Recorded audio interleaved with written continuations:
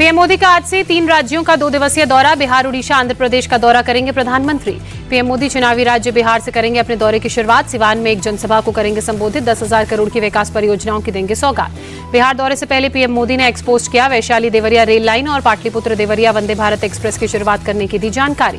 PM Modi आज मढ़ौरा के locomotive plant के निर्यात के लिए तैयार डीजल इंजन को दिखाएंगे हरी झंडी। गिनी गणराज्य को निर्यात किया जाएगा इंजन। मढ़ौरा लोकोमोटिव प्लांट में बने डीजल इंजन की बात की जाए, अब तक भारत में ही किया जाता था सप्लाई। इंजन का उत्पादन बढ़ने के साथ निर्यात का लिया गया फैसला।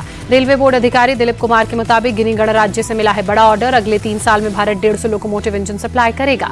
बिहार के बाद पीएम मोदी का उड़ीसा दौरा। बीजेपी सरकार के 1 साल पूरे होने के मौके पर भुवनेश्वर में आयोजित एक कार्यक्रम में करेंगे शिरकत। पीएम मोदी 21 जून को योग दिवस के मौके पर जाएंगे आंध्र प्रदेश। विशाखापत्तनम में योग दिवस कार्यक्रम में होंगे शामिल। पीएम मोदी के बिहार दौरे पर तेजस्वी यादव ने तंज कसते हुए कहा, जंगल राज की बात करते हैं, मेरे आवास के बाहर गोली चली, क्या ये जंगल राज नहीं है? पीएम मोदी के बिहार दौरे पर प्रशांत किशोर का तंज, कहा ये एनडीए बीजेपी सरकार का सेट पैटर्न, जहां भी चुनाव होते हैं वहां पीएम सरकारी दौरे पर आकर चुनावी प्रचार करते हैं। पीएम के दौरे पर केंद्रीय मंत्री चिराग पासवान ने कहा, बिहार को विकसित बनाने के लिए पीएम गंभीर हैं, जब भी आते हैं हजारों करोड़ों की सौगात देते हैं। हरियाणा के लिए नियुक्त एआईसीसी ऑब्जर्वर के साथ आज शाम 4 बजे वर्चुअल बैठक करेंगे राहुल गांधी। मल्लिकार्जुन खड़गे, केसी वेणुगोपाल और बीके हरिप्रसाद भी रहेंगे मौजूद। शिवसेना यूबीटी चीफ उद्धव ठाकरे का पार्टी के स्थापना दिवस के मौके पर बीजेपी और शिवसेना शिंदे गुट पर हमला, कहा उन्हें अपने नेता चुराने पड़ रहे हैं। उद्धव ठाकरे ने बीजेपी पर सेना की ताकत कमजोर करने का आरोप लगाया। सीज फायर की आलोचना करते हुए कहा, भारतीय सेना के पैर बांध रखे हैं। उद्धव ठाकरे ने बीजेपी और शिंदे गुट को चुनौती दी, कहा मुझे खत्म करना चाहते हो तो आओ, पर एम्बुलेंस लेकर आना, आओगे तो सही सलामत, लेकिन जाओगे तो एम्बुलेंस में। डेप्यूटी सीएम एकनाथ शिंदे ने उद्धव की किल मी वाले बयान का जवाब दिया, कहा लगता है इंग्लिश फिल्में देखकर आए हैं, अब मेरे मरे हुए को क्या मारना, चुनाव में जनता ने उन्हें मुर्दा बना दिया। एकनाथ शिंदे ने राहुल गांधी को पाकिस्तानी एजेंट बताते हुए कहा, वो पाकिस्तान की बोली बोल रहे हैं, क्या उनको निशाने पाकिस्तान चाहिए? मुंबई में सीएम देवेंद्र फडणवीस की मीटिंग, बैठक में महिलाओं के आर्थिक सशक्तिकरण के लिए 9% ब्याज दर पर लोन देने पर चर्चा। पश्चिम बंगाल के बजबज में बीजेपी नेता सुकांत मजूमदार के खिलाफ विरोध प्रदर्शन। टीएमसी के महिला कार्यकर्ताओं ने बीजेपी नेता को घेरा, पुलिस ने सुकांत मजूमदार को बाहर निकाला। तेलंगाना के सीएम रेवंत रेड्डी पार्टी नेताओं के साथ दिल्ली पहुंचे। केंद्रीय मंत्री मनोहर लाल खट्टर से मुलाकात की। रेवंत रेड्डी ने शॉल और गुलदस्ता भेंट किया। ट्रंप ने सीज फायर वाला जो बयान दिया उस पर सियासत जारी। सपा नेता राजीव राय ने कहा, ट्रंप बार बार युद्ध रुकवाने की बात कर रहे हैं और पीएम मोदी इस पर खामोश हैं, ये लोगों को बेचैन कर रहा है।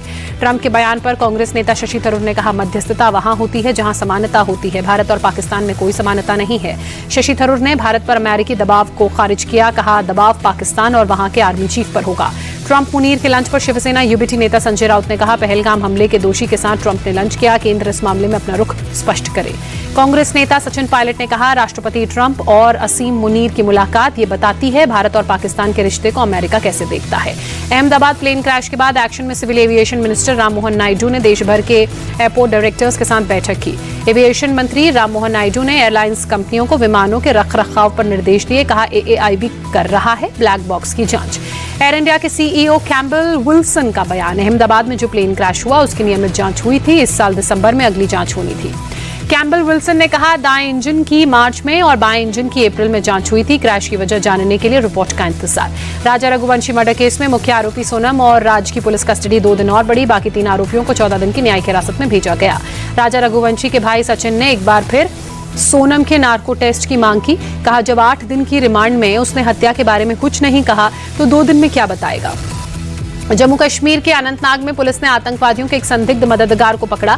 फेस रिकॉग्निशन तकनीक के जरिए पुलिस ने ओवरग्राउंड वर्कर को किया गिरफ्तार। झारखंड के रामगढ़ में लगातार बारिश से बाढ़ के हालात, दामोदर और भैरवी नदियों का जलस्तर बढ़ा, आसपास के इलाकों में बाढ़ का पानी घुसा। झारखंड के सरायकेला में भारी बारिश से कई इलाकों में बाढ़ जैसी स्थिति, सड़कों पर खड़ी कई बसें डूबी, NH 33 पर ट्रैफिक बाधित। नासिक में पानी का तेज बहाव, बह गई कार, लोगों ने रस्सी के सहारे कार को बाहर निकाला, हादसे में हालांकि किसी तरह की जनहानि नहीं।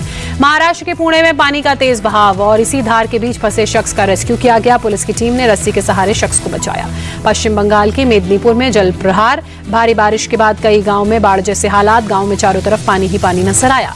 राष्ट्रपति डोनाल्ड ट्रंप अगले 2 हफ्ते में फैसला करेंगे कि ईरान पर हमला किया जाए या नहीं, व्हाइट हाउस प्रेस सचिव कैरोलिना लेविट ने दी जानकारी। कैरोलिन लेविट के मुताबिक राष्ट्रपति ट्रंप को अभी संभावना दिख रही है कि बातचीत से ईरान के परमाणु कार्यक्रम पर अमेरिका और इजरायल की मांग पूरी की जा सकती है। अमेरिकी सहयोग पर पीएम बेंजामिन नेतन्याहू ने कहा, अब ये राष्ट्रपति ट्रंप पर निर्भर करता है कि वो इसमें शामिल होंगे या नहीं। वहीं वो करेंगे जो अमेरिका के लिए अच्छा रहेगा और मैं वही करूंगा जो इजराइल के लिए अच्छा रहेगा। भारत और इंग्लैंड के बीच 5 मैचों की टेस्ट सीरीज का आगाज आज। पहला मैच लीड्स के हेडिंग्ले क्रिकेट स्टेडियम में खेला जाएगा। दोपहर 3:30 बजे से शुरू होगा दोनों के बीच मुकाबला।